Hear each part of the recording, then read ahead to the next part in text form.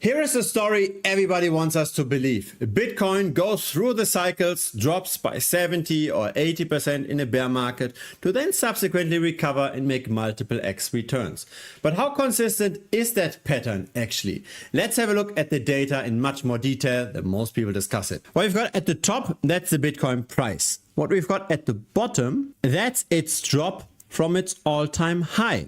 So how much did we actually fall when we went through a bear market? From 2011 to 2019, bear markets were predictably 82% from the all-time high. That was every bear market up until 2019. But then 2022 was different. When Bitcoin bottomed out at roughly 16K, it did not fall by 82% from the all-time high. It already turned around at 76%.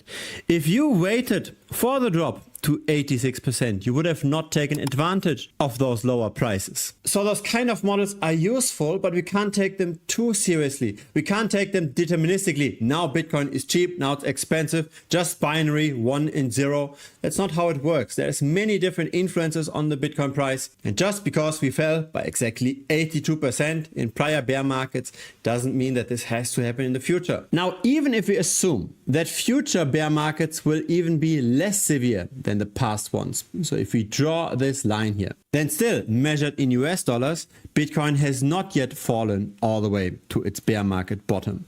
We should be bottoming out somewhere around 69% from the all-time high.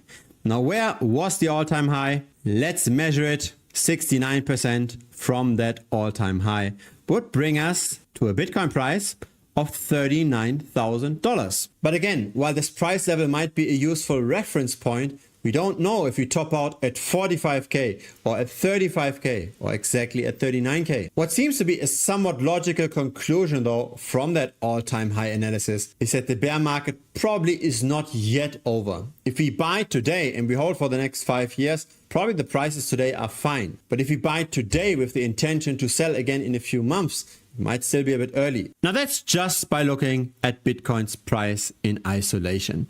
But no investment lives in isolation. There is, for example, the monetary debasement. So when we divide the Bitcoin price by USM2, the US money supply, we get a very similar chart, but it's not exactly the same. Still, the drop would be 69% from the all-time high. And even though the returns for Bitcoin are diminishing over time, from one cycle to the next, it still outperforms monetary debasement. This year is a time span of 4 years, and Bitcoin outperformed the debasement by 74%. Now, the US money supply grows by roughly 6.8% per annum, so this is on top of that inflation. Now, here's something that most people are not aware of. Most people think that they are spreading their risk, that they are diversifying by owning a lot of different cryptocurrencies or by owning a lot of different stocks. But really, diversification is achieved by owning different asset classes. As in, it's not necessarily true that Bitcoin goes up and then tech stocks go up as well, or that when gold goes up, tech stocks go up as well. The diversification is really achieved across asset classes, not within an asset class. Thus, we want to compare Bitcoin to competing asset classes to then figure out where should we have more allocation within the portfolio. And so here we've got the Bitcoin relative to the Nasdaq 100, relative to technology stocks. Again, we tended to see a very predictable pattern in bear markets. Relative to tech stocks, Bitcoin even fell by 84% in prior bear markets.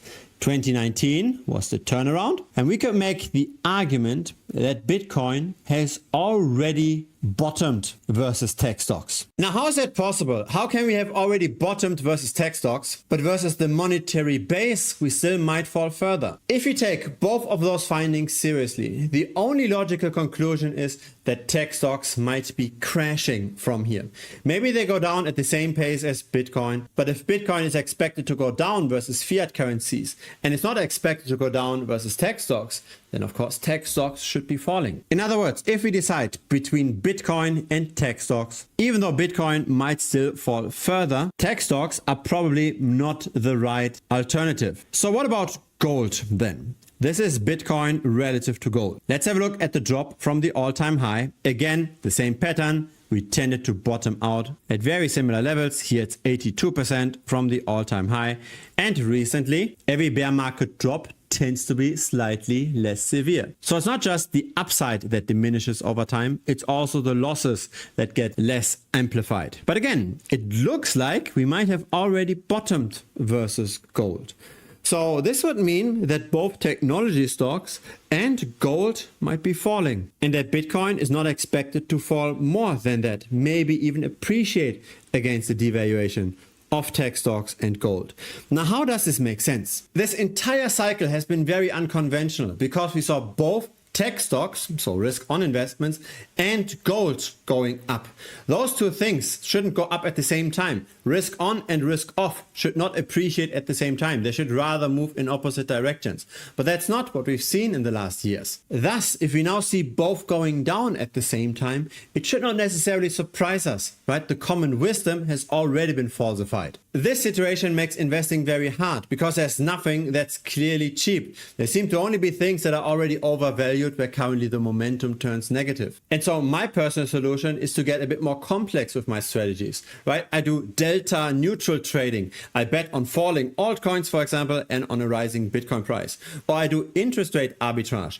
I short the stocks on hyper liquid, on other exchanges that currently have a very high funding rate, and then I buy the exact same stock in my brokerage account, earning the funding rate. So those kind of strategies are more complex, they can make a lot of money, but the most important thing is they're completely independent of the macro environment. We don't want to be too much exposed to the macro. If everything comes crashing down, we should still keep our purchasing power. Some people just diversify, they just own some gold, some stocks, some crypto, some property, etc. Maybe some unconventional investments like art or luxury cars. What I think is an important takeaway from all of this is that Bitcoin is not expensive anymore, relatively speaking. It has already dropped by 50%, and if we've got a long-term time horizon, we should be doing okay.